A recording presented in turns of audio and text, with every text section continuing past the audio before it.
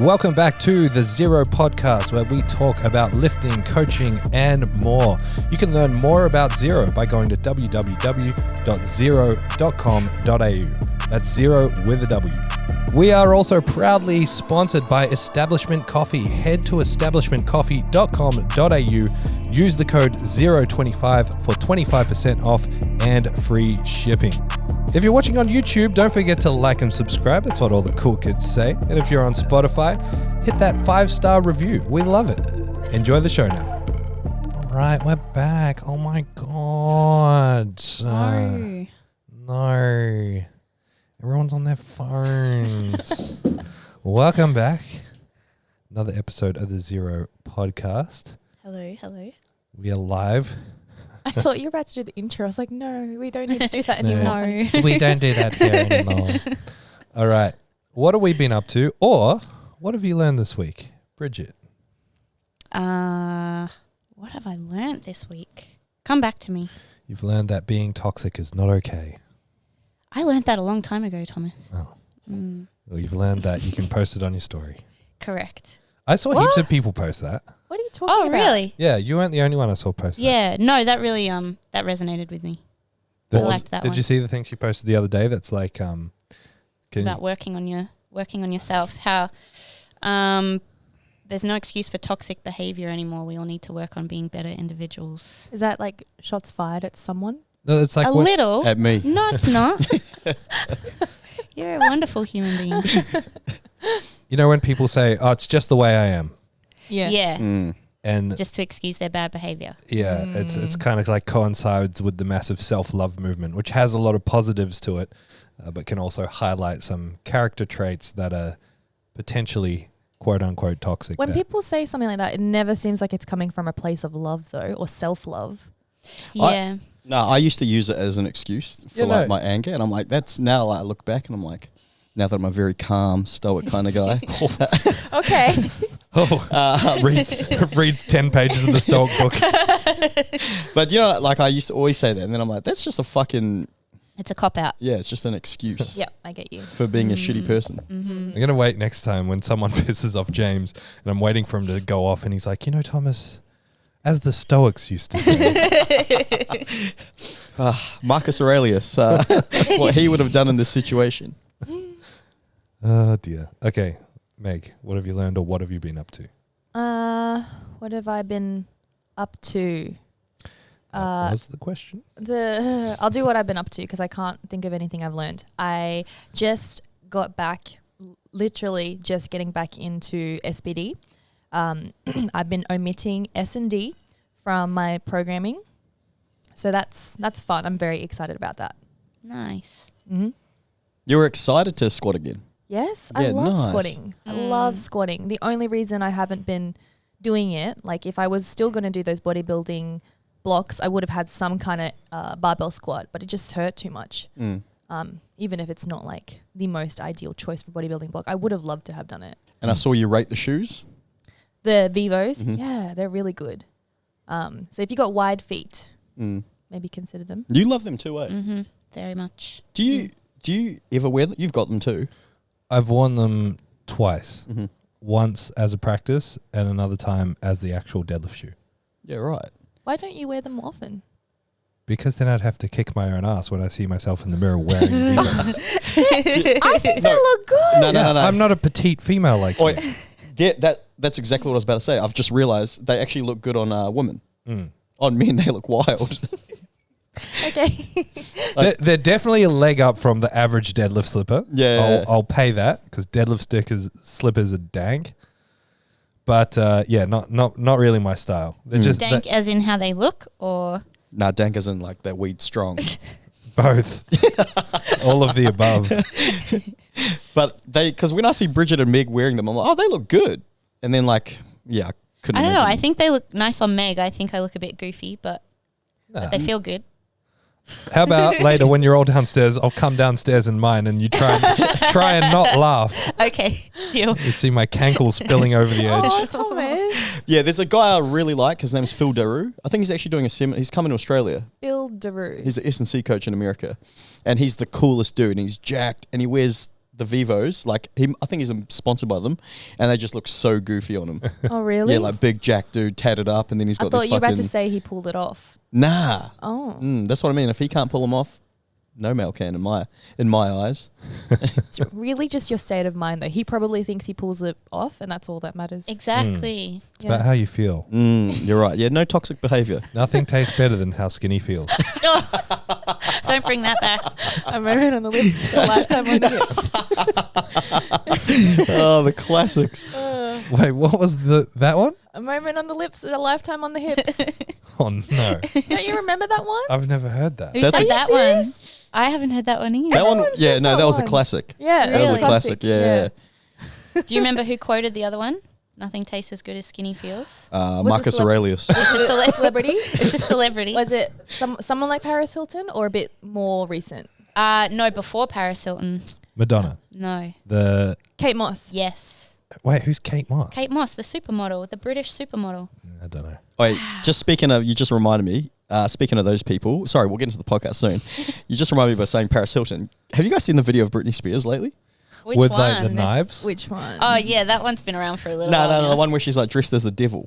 No, I No. haven't seen that one. Nah, it's pretty wild. Hey, you guys need to watch it. Is she just dancing around in her lounge room? Yes. What, It's- in a devil costume? Yeah, it's very entertaining. I don't know. Am I allowed to be entertained at that? I can't Yeah. bring myself to Yeah. watch it. I find it really hard to watch. I because can right now. Because there's a part of me that feels really sorry for her. Yeah, Well, definitely. I get really confused because I don't know what's going on because people speculate she's not alive. Yeah. This is all AI generated, or she's being forced to do this, or, you know, she's crying for help through like eyes and Morse code. Like, I can't watch it because I'm just too confused by it all. Yeah, Tom Bro's watching it right now. Oh. Yeah, But I don't understand because she used to be able to dance. she What do you was mean? Really she makes can still kind of dance. crazy to think at one stage she was the biggest pop star there is. She was like very 17. sad. She was like 17. Like, What? she wasn't Yeah. ready to have that kind of pressure Not on at her. all. What was the whole thing about her dad? Well, her dad, what was it called? A conservatorship or something yes. like that, where he was in control of all her finances and everything. Yeah. Pretty much her that's, life, eh? That's the way to her do whole it. life. That's how I run Zero. You guys want your wages? I'll decide when you need it. If you wonder why I look so awkward on camera, Thomas is on the other side like this. You know, James is like blinking, like, help me. you know those TikToks where it'll be like, you know, to show someone's face, and then someone will like put themselves as the body, and then like Yeah. add little bits and pieces, Yeah. and they'll be like holding a knife to them and stuff. I love those. Oh, no. All right, James, what have you been up to, or what have you learned? What have I learnt? Not much as of late. I'm competing in jiu-jitsu comp March 3rd. Nice. So I've got that to look forward to. I'm really excited. On the cut. Yeah, and training's been really good. You know what I'm like? I nerd out at things. I watch lots of like footage and things like that. So I'm really excited. I've been practicing some new stuff I've learnt, and it's been working and training. So I'm excited to compete. Nice. Nice. It's gonna be fun. You don't have any idea who you're up against, right? You just rock up and whoever's there is there. No, I've looked at the bracket. There's like 4 other people in my division. Are there many people from your dojo going? No. Is it called a dojo? Yeah, I was going to say, is it called a dojo? Well, I don't know. I just call it a gym. A gym. Club. Yeah. So I've seen the other people in my bracket, so I'll be versing them. Yeah, I'm excited. R.I.P. them. Yeah.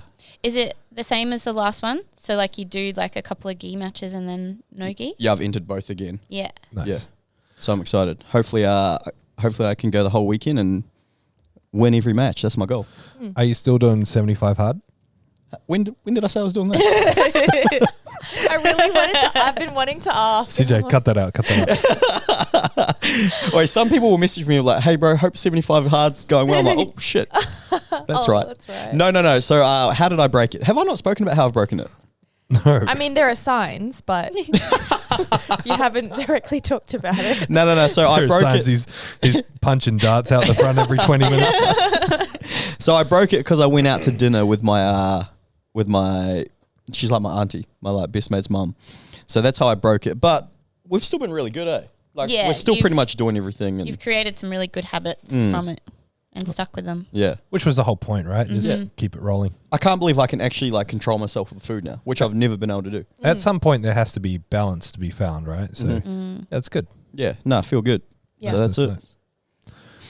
What have I been up to? I did a free technique webinar last night. I put it out there because I just there's so much information. Like, it's coming up as a coach is so different now to when I was coming up as a coach. And when I was coming up as a coach, I was hungry for information. I didn't have access to it.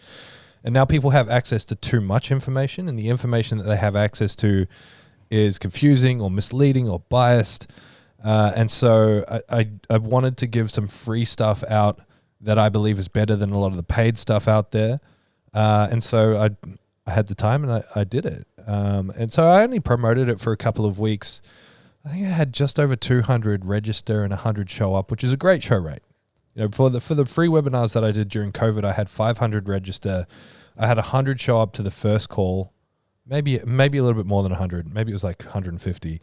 But then each call after that was probably averaging at 50. So the show rate percentage-wise was much lower. So great show rate. Everyone loved it. Everyone got their free gift. I gave away a free gift worth about $1,000 in there of education. And now they all get to play around with that. So if you're listening and you follow along, I do have intention to do more stuff like this in the future. It's not going to be a regular thing. Otherwise, it sort of takes away the exclusivity of it. And it just makes you be like, oh, I'll just wait for the next one. It's not going to be like that. But I am going to endeavor to put a little bit more stuff out there moving forward. I just want to help. My view is that Zero's doing something special. There's nothing like this that exists in the world. You know, a chain of gyms that produces the same product quality across each gym. Like if you go get a technique session with Jordan in UK, or you get a technique session with James here, you're going to get the same session. You're going to get the same quality of the session. You're going to get the same advice. It's going to be tailored to you in the same way. Nothing like that exists. And there's no reason why so many other coaches and gyms can't be doing this and growing like we are.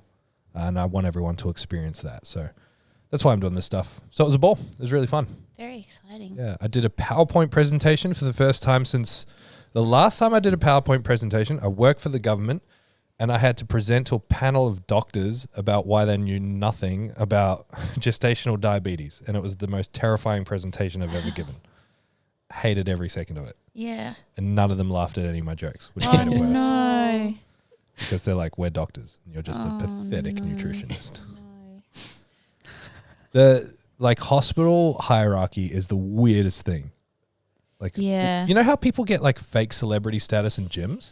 Like I've got, or on social media, doctors are the absolute worst for it. I've heard a bit about it from some of my clients. Yeah. Me too. I've heard it from clients. Yeah. They're so bad. Yeah. And like intra-doctor relationships are so weird. Like, you know, the gynos hate the cardiologists, hate the this, hate the that. Like they all really disrespect each other. Yeah, you know how we got like doctors that train here? Yeah. Like when I speak to them and they're like, oh, he's probably just a GP. Yeah. And when I hear them say that kind of stuff, I'm like, man, shut up. Yeah.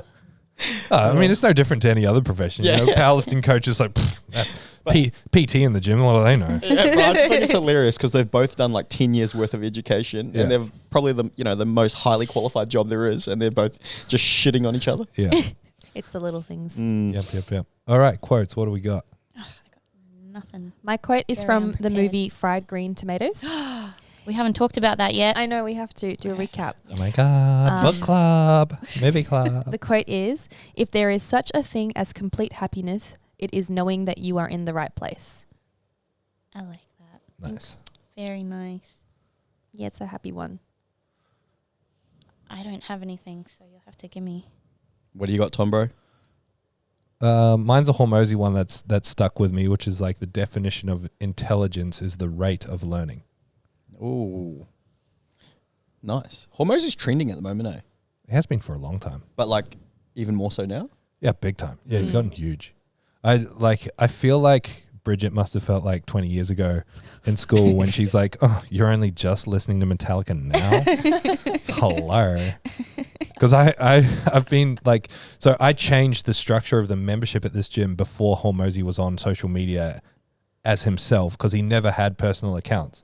He only had business accounts that ran ads, and I used to get exposed to his ads. So when he was pushing Gym Launch real hard, he used to put free information out there. And he did this thing around hybrid about blending like gym memberships and online coaching. So I changed the whole gym membership system, and it helped the gym so much. And so I've been digesting his stuff ever since then. And I followed him on Instagram when he had like 3,000 followers. So I'm an OG. You are an OG. I'm part of the Mosey Nation. You guys are all just like sheep. You've even got a hat. Sheeple. I do. Did I get 3 hats? I got 1 hat. 1 hat. I got three of the same book. books. Yeah. 3 books. The hat's cool. Yeah, I got chewed up by one of the dogs. What's your quote, Gidge? I've just literally typed in quotes. I'm going to read the first one. All our dreams can come true if we have the courage to pursue them. Oh, that was... You know who said that? Walt Disney. Nice. Nice. Sorry, gang. I'll have a better one next week. It's kind of like... It's funny how even though he was a interesting Wasn't he character... an anti-Semite? Yeah. It's like the status of the person almost makes the quote so much less cringe. Like if you just heard the quote by itself, then you're like, oh, Walt Disney said that. He did some cool things. I think he's won the most. Is it Oscars? Oscars? Yeah. Nice. For producing? Well, I guess because there's so many Disney movies Yeah. and they've won so many awards, the awards would go to him. Yeah, sort of. What's a bigger deal, Oscars or Golden Globe? I don't know. I think the Oscars. Oskies. Okay. Yeah. What about Logies? Arias. Arias. You got a Logie. Wait, what's Aria? That's the That's music the one? Australian music. Yeah. Australian Recording Industry Awards or something. Something like that. All right. Mine is, many times the thought of fear itself is greater than what it is we fear. Yes. It's also fear itself is greater than... What we fear. Many All in times our the mind. thought of fear itself is greater than what it is we fear. I don't know. Yeah, if you watch me around bees. You might change your mind. The thought of fear itself. I don't know about that one. I don't know if that resonates with me. That's okay. Doesn't have to. Well, I thought of it just before when I was on that ladder. I was fucking shitting myself. And I was like, you're making this way scarier than what it is. Yeah, like when you went on the roller coaster. Yeah. And then you even said it wasn't that scary, but Yeah, you've convinced yourself it was terrifying and you won't go on one again. Yeah. Yeah, fuck that. Nice. All right, what are we grateful for? Meg, what you got? I thought it was either that or a quote. Let me think for a second. I'm going to do a cop-out one and say, because I was sick yesterday, I'm grateful for my health. Nice. Still not 100%, but I feel much better. Still not 100. She's doing the what's it called when you... No, I failed my bench today, so I'm definitely not 100%. Oh, no, trust me. James has planned way more in advance I know. than just failing a little bench here and there. I liked his story last week. That's What was it? right. I Armor forgot to- Force getting me through today's session. I forgot to send it to you. She sent me a message with quotations just like, oh, what was it? It was fucking good though. It was like something along the lines of, oh yeah, it's I have to slipping. let the boss know that I'm still not feeling 100%, even though I'm training. No, he did the sneaky ones where you like tag the person, but then you move the tag out of the scene. Oh, yeah? Out of the actual picture. The mention. So they get the notification, Did but he no one do else that? sees it. You did that, Yeah. I did not. Tagging him in it. Oh, heads up, I'm here. Okay. My one is I'm grateful for the ability to change circumstances, and this is like a casual like analogy of it, but I've had such bad shin splints while trying to run and have been feeling helpless. So I've just been doing some calf stuff. Running is feeling better, and I'm like, I'm glad that I have, the ability and access to resources to change a situation if I'm not okay with it, rather than just getting comfortable. Yeah, nice. Did the Hoka shoes help? Oh yeah, a lot. They're the comfiest things They're on earth. nice. Yeah, I broke them in, and then when I realized how good they are, I'm like, oh, I get it now. I get it. Yeah. Yeah, nice. Should I get them for walking? Yes. Yes. Yes. 1000%. Definitely. Nice. Yeah. I get them How for much you. are they? I get them for you. I want you because I've been wanting to get you new walking shoes. I like going to my Lebanese guy with the fake shoes. Oh, come on. Like, so you wear the New Balance Fresh Foams. Do you still wear them on your walks? Yes. Yeah. So, High V2. yes. So the cushioning in them is the equivalent to probably like a Nike Infinity. So it's like spongy at the start, but they become pretty Flat. Yeah, they flatten out pretty quick. Yeah. Like you won't get that with the hocker. Oh, they're so good. Gives you Very a bit good. of height too. Yeah. I'm 5'6" when I wear them. Nice. Not 5'5". All right. Are you 5'5"? No, I'm 5'6". James, we're 5'5". Round it up, 5'10". What about you, Tom, bro? 5'10" is basically 6 foot. Yeah. I'm grateful for the fact that 100 people were willing to listen to me for an hour last night. It's a commitment to give an hour of your time, especially going in. I'd put information out there of what it was going to be, but you're largely going in blind. So I'm really grateful that people thought it was valuable enough to stick around, and I hope that they got the value that they were looking for. I'm sure they did. James, what you got? I am. Shit. I'm sorry. I just had a blank. I am grateful for my ability to move and do whatever. Nice. Yeah. I was just thinking, I'm almost 33. And, yeah, so I feel good. Good. All right. What do we got? We tried to run the podcast without you last week, and I missed about 80% of the topics that were on the list. I think we did pretty good. Yeah, everyone else reckons you guys did awesome. Yeah, but we missed a bunch. There's people saying that I shouldn't be on it anymore. What? As No, if? That's they're better. not. No, they're saying what we're all thinking. No. We forgot the quotes. Yeah, Is there we- anything else we forgot? Well, we forgot Lane's topic suggestion, Mm. so we'll go through that maybe first. Yeah, let's start with that, eh? So Lane Hall, man with the biggest arms on earth, he asked.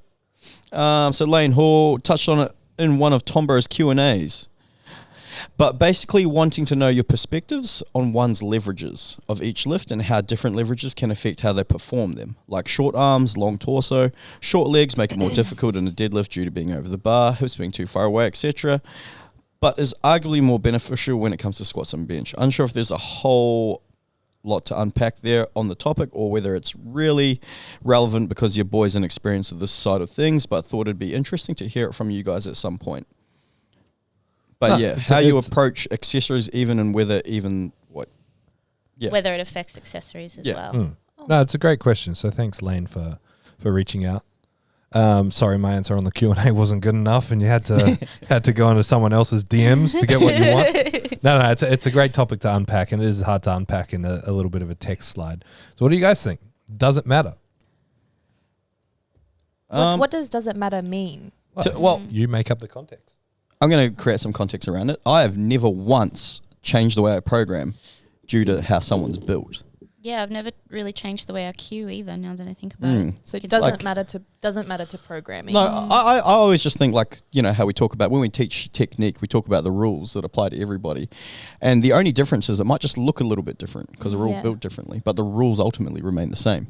So nothing changes except it might just look a little bit funny because this bloke's got fucking long legs, but it doesn't change anything. Yeah, I'd say it would change where you put your hands on the bar or how close or wide your stance is.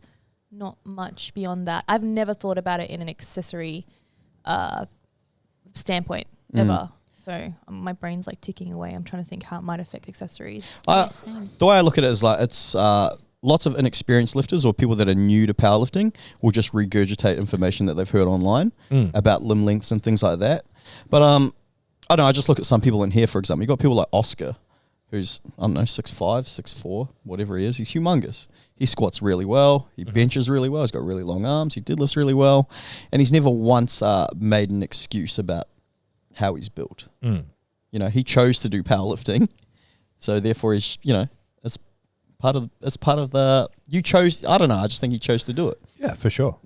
I chose to play basketball. I'm 5'6". Do you hear me complaining about how short I am? No, you're mugsy. Yeah. I think you guys are on the money for the most part.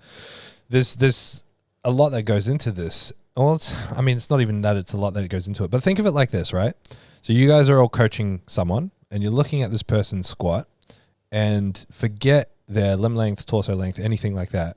They're getting folded in half. Is there anything you can change about their squat to make them get less folded in half? Yes or no? Yes. Yeah, of course. There's multiple things that are going to lend towards the way that someone appears when they squat in terms of being more upright, less upright, whatever, folded in half. there's so many dials that you can turn and levers that you can pull to change the squat experience for that individual. And before we go ahead and point at how someone's squat or bench or deadlift looks based on how they're built, we should be assessing, okay, are we doing everything we can to modify that experience for that person? Beyond that, then, we've got to take this mindset, which is like your experience of your squat feeling more upright or less upright is purely your experience. And you can't measure that against anything else because you don't know what it feels like to have a different body. You don't know what it feels like to have longer legs or longer torso or shorter torso. You only know what your squat feels like. And so it's about the relative experience for that individual lifter. That's where people go wrong. And they're confused by the visual and the language that comes with it. So they see the next person squatting and they're like, that person's folding in half. I'm more upright. Therefore, that person's folding in half because of this and this and this. Or vice versa. The person folding in half looks at someone more upright and they're like, well, I can't squat like that because my body is shaped this way. Or someone tells them that. It's literally a self-imposed limitation that you have no control over whatsoever. It puts a mental block in there straight away for you to be able to say, my squat experience and how it appears is because of this thing. Who cares? That's not going to change. What you can change is all the other dials and levels that you can play with to change your squat experience.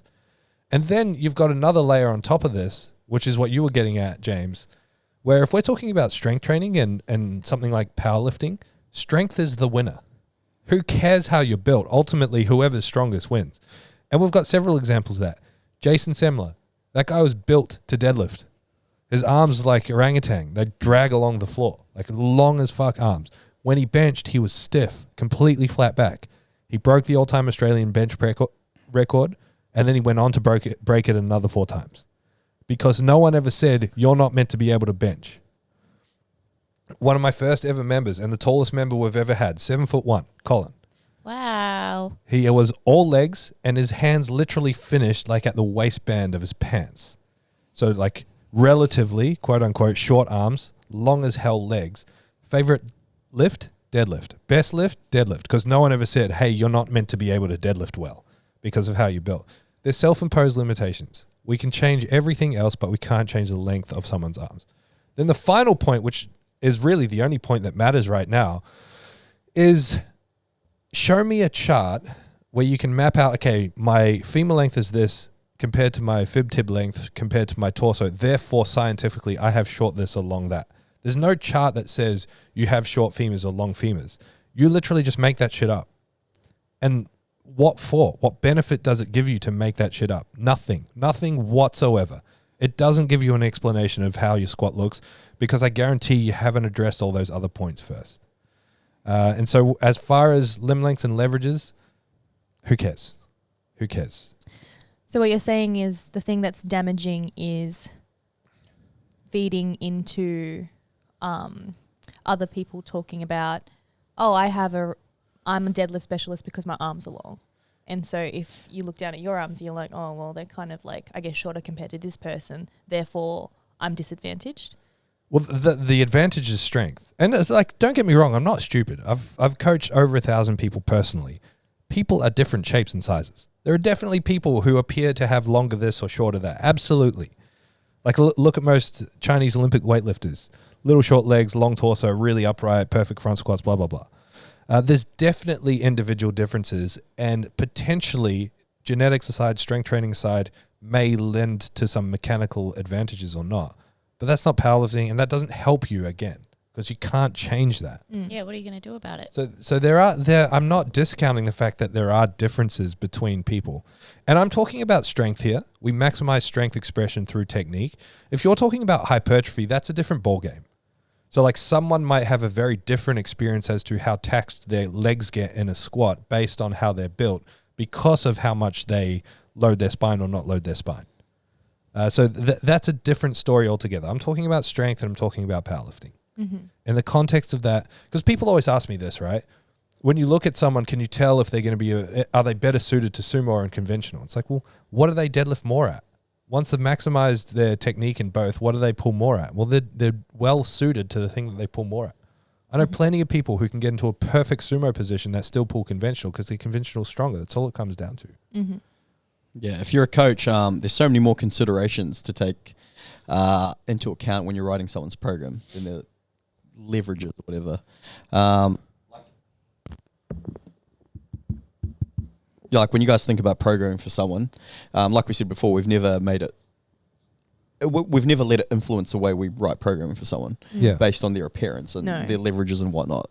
Like, what else can you change about their program? You can change everything else, but nothing. It never comes down to how they're built or something like that. Mm-hmm. This is way off topic. Well, it's kind of in the same ballpark. But CJ, you'd know the NBA now, the way it's going. It's a positionless league now. So back in the day, you used to have your center, who was the big guy. He'd protect the rim. Your point guard was very small. But so it was very based on, and when you're younger, you kind of just got put into positions based on your appearance and, your height, weight, whatever. But nowadays, basketball's very positionless, and you've got 7'1" guys running the point. It's just gone.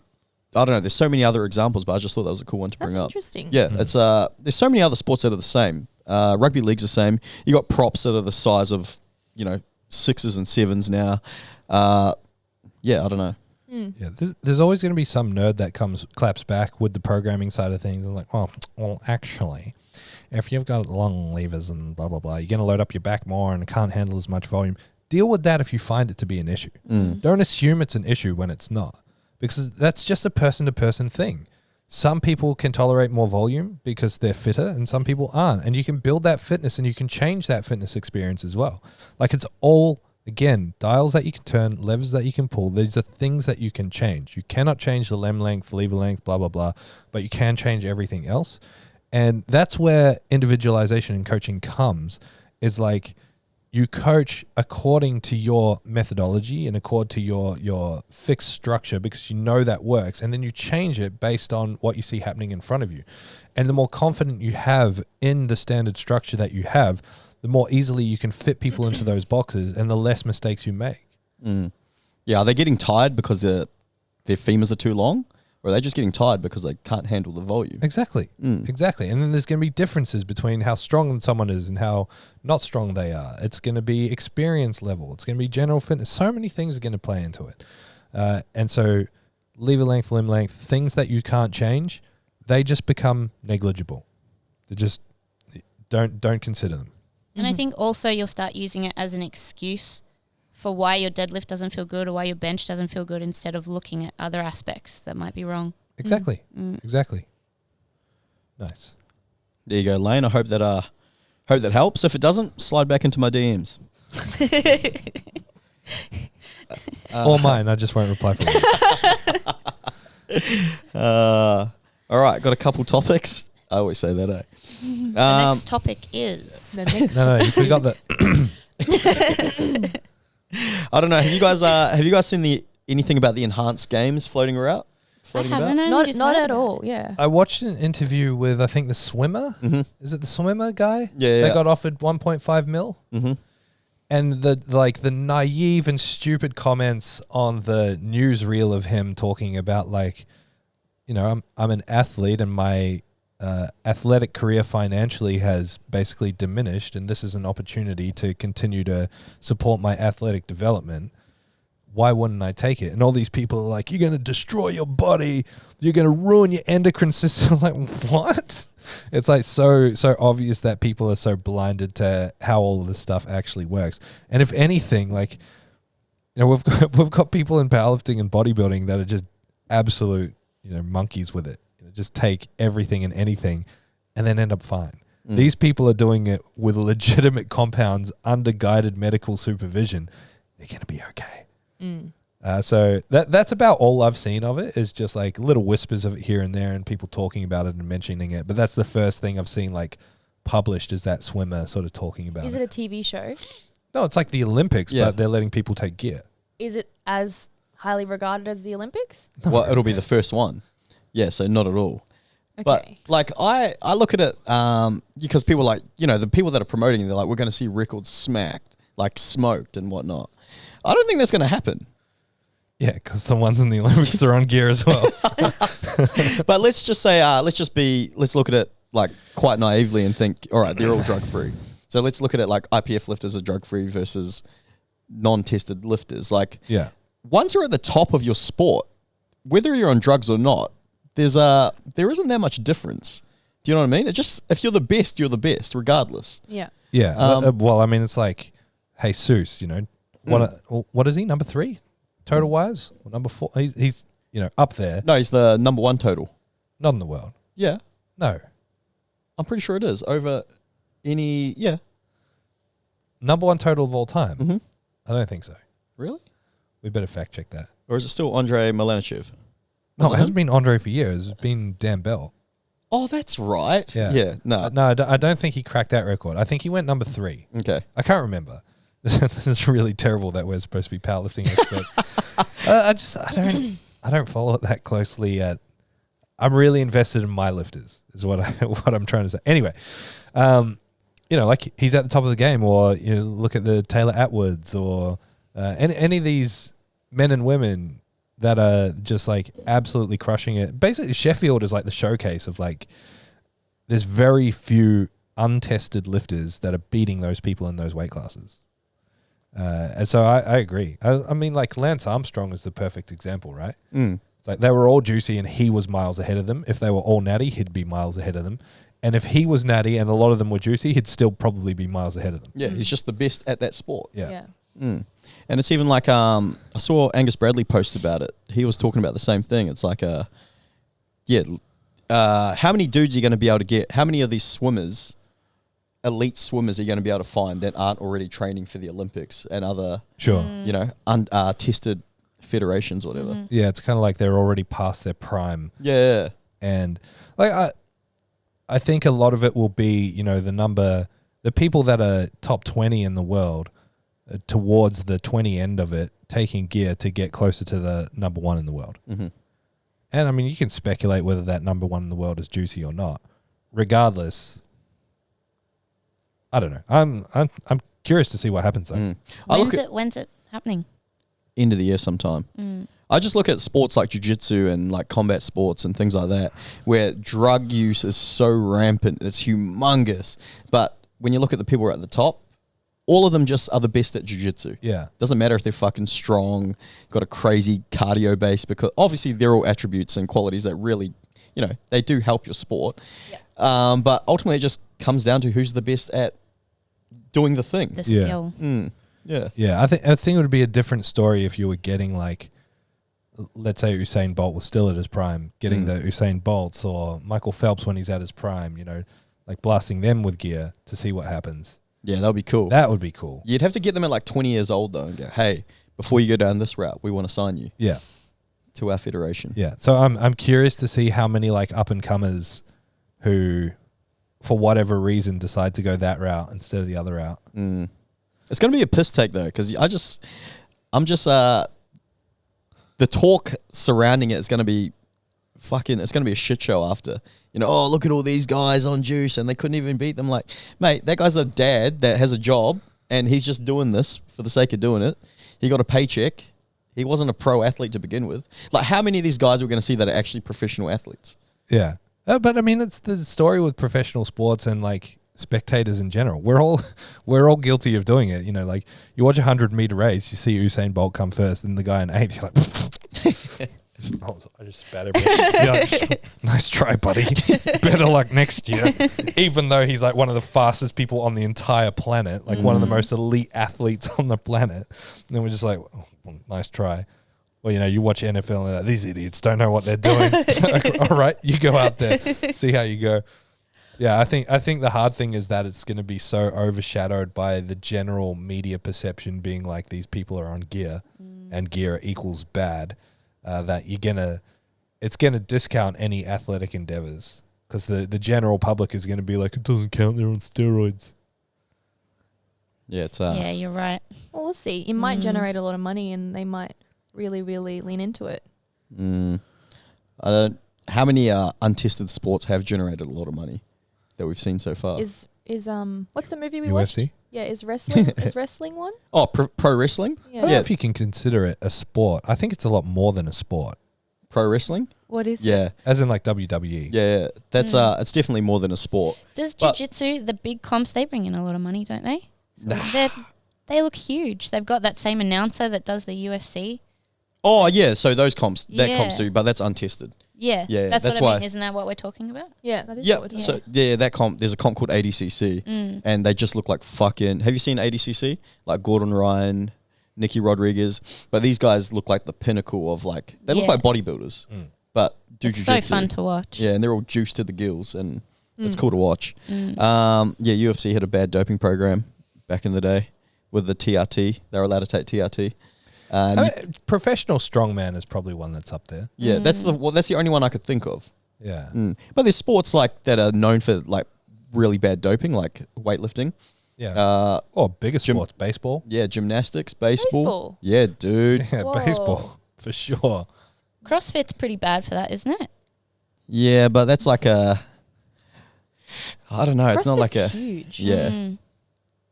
I don't know. I wouldn't class that. I wouldn't put that in the same category as like baseball doping and cycling and things like that. Right. Mm. I'm trying to, but what sports are like truly untested, like not dope controlled, but kind of fake dope controlled? Like what sports are actually untested? Do they have drug testing in things like the NFL? Yes. Okay. Yeah. What are they testing for? Because it's not steroids. Like that video you sent me of DK Metcalf. Yeah. Yeah, that's insane, eh? I've never seen anything like it. Yeah, and I think I told you. Did I tell you that all he eats Those is like lollies and What are you McDonald's? talking about? it's this guy doing a vertical jump, and he just flies basically. Whoa. He just takes off. It's freaky. Is He's- that one that you showed me? Yeah, he's like 6'3", like 95 kilos, jacked out of his brains, and all he eats is like a bag of lollies and like McDonald's. He's a monster. Yeah, Whoa. wild. Um, Yeah. So personally, I think the enhanced game is gonna be a flop. yeah, me too. Like, isn't it just because the guy that's running it is super rich or something? Yeah, Mm. Like, I don't think it can generate enough money to counteract what he'll be putting in. yeah. It's by Aaron D'Souza, an Australian businessman, and it's meant to take place December 2024. Where? I don't know. Hopefully in Australia. What's the vertical jump guy name? DK Metcalf, I'll find you the video. the enhanced games. All right. What's next? All right, back to powerlifting. Difference between. Oh, I'll ask you guys the question. I'll let Meg watch this first. You've seen it, eh? Yeah. That's him? Crazy, hey. Insane. Yeah. What do you mean that's him? He's the only person in the video. So, like, because he was catching a football, I wasn't sure what was going on. So he like jumped his height. Yeah. It's, you know what It'd I be mean? like it's And it almost just like looked jumping to the effortless. top of that mirror. He just flies. You know who's got really massive vertical? Jimmy Barnes. Does he really? Yeah, and Kieran Hinch. Kieran does. Yeah, Yeah. Kieran can Yeah, I jump. knew Wait, that. no, you do too. You actually do. I want to see you actually do a max effort jump. Yeah, Tombo's got a big vert as well. Let's do some box jumps. I'm too heavy now. Let's do some box jumps on the soft boxes in the corner. No, I'm because too scared. It'll flip over. but the box jump requires more than just power. Like you need to have like mobile hips and. Do you know what I mean? Oh, attacked. Sorry, you need to have hips. Double attacked. Do you know what I mean though? Like that's like more of a who can get their hips. Yeah, I Open. think I understand. Yeah. Oh yeah, I got a question for you guys. What's the difference between? I'll ask you first, Tom, bro. What's the difference between being a coach and being a trainer? Oh. I feel like coach implies an iterative process, like a learning process. There's education there along the way. There's a little bit more focus on developing the athlete rather than just telling them what to do and beating going them up. through the motions. Yeah. It's like developing the athlete to have more athletic agencies themselves so they can make decisions in their own training and become more autonomous and more thoughtful. And I think to do that, you also have to be a good trainer. You have to know how to push someone and to help them understand how to find that thing they've got inside themselves to push themselves further. I think that'd be my answer. That's a I really think good as a answer. coach, you're a little bit more invested, and maybe you specialize in a certain area. Yeah, I more like than that. just a trainer. Mhm. You know, like we specialize in powerlifting, strength training. Mm. I don't know. I second all of that. If I was to put it simply, I'd say that a trainer is really only giving you their undivided attention in that 1 hour session Mhm. and isn't really too fussed about what you're doing for the rest of the week. And I think that they're completely different services. So if someone comes to you for PT, they can't expect coaching, but that's because they're paying for PT. Mhm. Yeah, nice. Yeah. I know Yeah, what you mean. I'm similar to Tom, bro. I look at coaching as like guidance, support, and development. So you're trying to help these athletes. Like if you're coaching athletes, I think these athletes are already a little bit invested in their own training. They can train autonomously. They just need that guidance, their support that we support them with, through our chickens and whatnot and programming. But yeah, I just think it's guidance and support ultimately what separates them. And like a collective goal, maybe. Yeah. Like you're steering the ship essentially as a coach. Yeah, yeah. And as a trainer, I like I don't think one's better than the other, by the way. No. Yeah. It's different things. Yeah, I think a good analogy might be like a chef versus a cook. Mm-hmm. A chef there's a little bit more creativity, there's a little bit more management direction, that kind of thing, whereas a cook is like following the plan and doing they're a vending machine for a result. Mm-hmm. I like that idea of what you said, Meg, of like the trainer is the trainer for that hour and that's it, whereas the coach is going above and beyond to provide that experience. Mm-hmm. Even as far as like, the coach is going to provide a program to be completed outside of the training sessions, whereas a personal trainer in a commercial gym might just see that person twice a week and that's it. Yeah, and they just plan 2 sessions and then, yeah. Do you guys I'm going to use another sport analogy. Do you guys like it when I do these, or do you guys hate it? Sure. Some I people like hate it. No. Okay, so I'm going to look at a coach of like the Brisbane Broncos. Who's the coach of the Brisbane Broncos at the moment, CJ? Mal Meninga. I can't remember. I'm going to sound like an idiot if I get this wrong. The guy with the voice like this. Lucky. Well, let's just Yeah. use Ivan Cleary from the Panthers as an example. All right. So Ivan Cleary. Ivan Drago. CJ, can you bring that up? No. Oh, it is Kevin Walters. Thank you, Jamie. All right. Kevin Bacon. So Kevin Walters is the head coach of the Brisbane Broncos. Is he a trainer? No. He hires people that specialize in certain fields. So he's like in charge of guiding everybody, steering the ship, and he's getting specialty coaches to help develop these players in their roles. Mm-hmm. So I feel like that's a good way to look at what a coach is. You're, like you said, it's guidance and support. You're ultimately trying to... You're a manager. Yeah. You're trying to create a collective of individuals to help, I don't know. Yeah. I was talking to someone about this morning, how sometimes if you seek guidance from a physio or a therapist or something and you collaborate with them, it's or a almost... nutritionist. Yeah, or any of those things. Mm-hmm. Yeah. And then... I like that. I like that analogy though, because like it sort of highlights when you're a coach working with individuals, you're doing all of that yourself. Like you're hiring yourself to take care of the programming aspect, the queuing aspect, the problem solving aspect, the game day coaching aspect. You're doing it all. In that example, that coach is hiring, hand-picking experts in all of those fields. In either case, the coach, the person at the top, whether it's you or, you've got a team under you, has to know every single role really, really well. They have to be a master at a bit of everything. Mm-hmm. And it's the same thing with like business. Like I have to, even though I don't do a lot of the on the ground tasks anymore, I have to know how to do them. Like if one of you guys comes up to me and says, how do I do this particular aspect? Like how do I lay the mats? I have to know how to do that. I have to know how to do every single aspect to be good at my job, even though I'm not hands-on. And I can be like that because I've been hands-on at everything over the last sort of 12 years, right? It's the same thing with coaching. Do you guys enjoy being a trainer? Yes. Like as in personal training? Yeah. Yeah, Yeah. I do. Yeah, me too. I love it. I love being a trainer for an hour. It's fun. Yeah. For people who are athletically minded, I do. Yeah. Mm-hmm. Yes. Yeah. They don't even have to be athletically minded because I'm invested in making them athletically minded. Because a lot of people will go their whole life not actually trying to train hard ever. Yeah. And I'm so passionate about that. Well, sorry, I'm such a bad person. I'm just saying what I think. No, I know what you're saying there because I'm the same as you, Tom, bro. I love sessions like when I'd have like I forgot his fucking last name, but Big Cooper. Yeah. The- Cooper Morgan. No, not Big. Other Big Cooper. Oh, the young kid. He's in like the. Oh, young Cooper. Yeah. Plays like he's in the Wallaby Schoolboys. He's a fucking Used proper to come in athlete.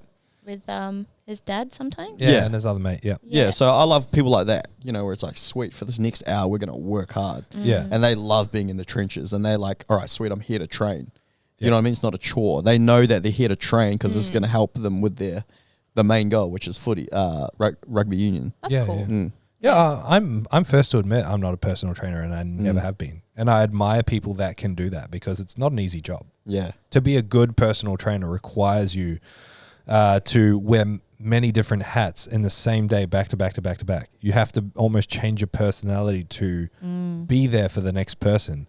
And you have to be on no matter how you feel, because people's experience of you or people's business decision is very closely related to how you are on any given day. Mm.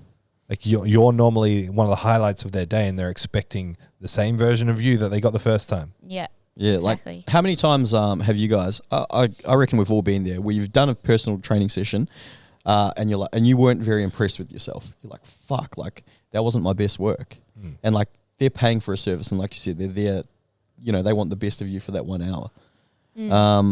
So it is hard. It is hard. It's emotionally harder than to be a coach, in my opinion. Sometimes I feel guilty if there's too much chit chat, but then I also remember that some people that come in, they really enjoy that social time. Yeah. They want that chit chat with some training in between. For sure. Yeah, when I'm coaching people like Nikki and David, like those kind of people, they love training hard. That's all they want to do. So those are the fun sessions. Nice. All right. Well, we should probably hit this quiz. My time to shine. Time to shine. Let's go, Meg. So the point system is a little bit different. So Okay. instead of shouting your answer, if you want to submit your answer, you have to shout your name. And Ooh, then I okay. will... It's like you a know, game show. Yeah, then I'll give you the room. So just, you can say your name. I like that. So then it stops people going 40, No. 45, Yeah. 50, 55. No, I'm just going to say my name as soon as you start talking so I get to answer first. So just say your name if you know the answer.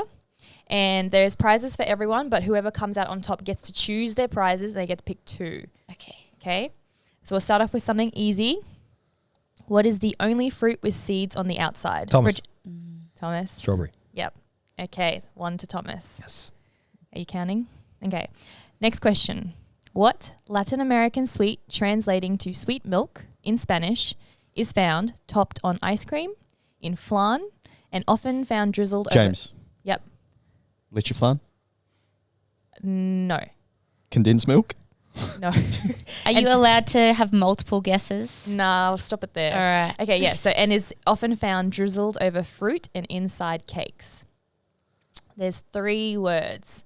You'll know it. It's a Spanish word. It's a Spanish, Latin American sweet in a Spanish word. Yes. It's got chocolate in it. No. It is. It translates to Got cream. sweet milk. It's caramelly. Something. Say your name. Creme de caramel. Oh, Thomas, you're on the right track. Caramel de creme. Very, very much right on the right track. Dulce de leche. Yes. Damn it! That was what I was trying to think. Thomas, dulce de leche. Okay, you can have it because you said your name. All right. Question number 3. How much does the average Australian spend in dollars on Uber Eats? Like you can get within like $10. Wait, like is it like a week or just per Weekly? transaction? Per week. Per Per week. week in total on average the Australian. Bridget, Go ahead. $100. Would anybody else like to submit another? James. Yep. $120. $70. You didn't say your name. Thomas, Yep. 70. You're all not within $10, so we're going to go around again, but I'll just say it's not in the hundreds. Okay. 60. No, you have Thomas. to say your name. Okay. 60. Yes, okay. Say your name. James. No, well, you've got it. It's $59 per week. Okay. Question number 4. Which 2 spices are the most popular in the world, not salt? Thomas. Mm-hmm. Pepper. Mm-hmm. Garlic. No. Oh, garlic. James. It's not a spice. Yes, Fuck. James. Pepper. Mm-hmm. Chili. Flakes. No. It's not a spice. Oh, James. Yep. Pepper. Mm. And Thomas, cinnamon. No. Thomas, cumin. No. James, Mm. pepper. And so we can confirm one's pepper. Yeah. And the other is a spice. What's Bridget, Mm-hmm. pepper, oregano. I'm going to It's give not you a guys a clue. It's a herb. I'm going to give you guys a clue. You would usually take it in its sauce form. Thomas. Yeah. I don't know. In a sauce, it is a yellowy color. James, Mm. mustard. Yes. Yes. There you go, James. Damn. All right. Wow, You can that's the most popular spice. That's really... pepper and mustard. Lots of Wow. white people on this planet. All right. So we got 3-1. When was... Sorry, not when. What was the first food to undergo the process of cold temperature long-term preservation? James. Some kind of sauerkraut. No. Thomas. Yeah. Ham. Meat. Very off, both of you. Bacon. Food. Okay. Food is interchangeable with anything you can consume. James. Mhm. Pickle. No. Thomas. Milk. Getting kind of Thomas. warmer. Butter. No. Thomas. James. cream. Cheese. All right. Well, I'm going to give you a clue. James, you were drinking it just before. James. Coffee. Okay, 3-2. 3-2. Mhm. The prizes are mine, baby. You just want that drink so bad. Okay, next question. How many arms and tentacles does a squid have? Thomas. James. 6. 8. Both wrong. What? James. 4. James. 5. James. James. 12. Thomas. 7. No. It's 6. It's not. What? Bridget, 5. Higher. Thomas. 10. Yes. James. 10? Yeah. That's fucked. Google it. What? What kind of squid? I didn't read. What's the difference between a squid and an octopus? Octo. Octo 8. I thought they all had 8. I went to Google it and I typed in my name. Thomas 8. I was going to type in Thomas Squid. Is it 10? 10. Well, squid and cuttlefish have 8 arms, or 2 legs and 6 arms and 2 tentacles, Is it 10? because they count the ones on their face. Wow. Do squids have 6 or 10? Squid have 10 appendages. The 2 long ones are called tentacles and the 8 short ones are arms. I said how many arms and tentacles. Okay. All right. So what's the score at the moment? Tombro 4-2. 4-2. James, you can do this if you answer the next 2 correctly. Mm-hmm. What common vegetable has an unknown country of origin, has been used for at least 7,000 years by humans, and is toxic for cats and dogs? Bridget. Onion? Yes. Yes. Nice. Finally. All right. Last question. Fuck. Which You Italian just realized. Yeah. You just realized. which Italian city holds the most Michelin stars? James. Yep. Milan. No. Milan. Oh, Thomas, Rome. No. Bridget, Venice. No. Thomas, Tuscany's not a city. Think pizza. Thomas, James, Sicily. No. No, but that's warmer. No. It's down that way. Thomas, Naples. Yes. Ah. Thomas, you excelled in the food one. Napoli. What do you mean? Wow. Okay, so here are the prizes. You get to choose 2 and then you can distribute the other ones. All right. Well, I'll take the drink. Yes. Oh, let's go. You got it You anyway. have a rope. CJ, do you want a rope or What about I'm Bridget? good, thank you. Don't you Reese's? want a prize? all right? I'll keep the rope. Do you want the rope, Bridget? No, darling, you have it. What? I'm good. Thank you. You're welcome. You got your drink. We're all James. winners. That's so good. All right. Thank you. Bye. Bye. Thank you so much for listening to the ZeroW Podcast. If you want more information, head to our Instagram, @zero_weakness. Hit the link in the bio for all of our services and any information on upcoming workshops and events. Don't forget to leave us a 5-star review so we can have a broader reach and answer more people's questions. Thank you once more.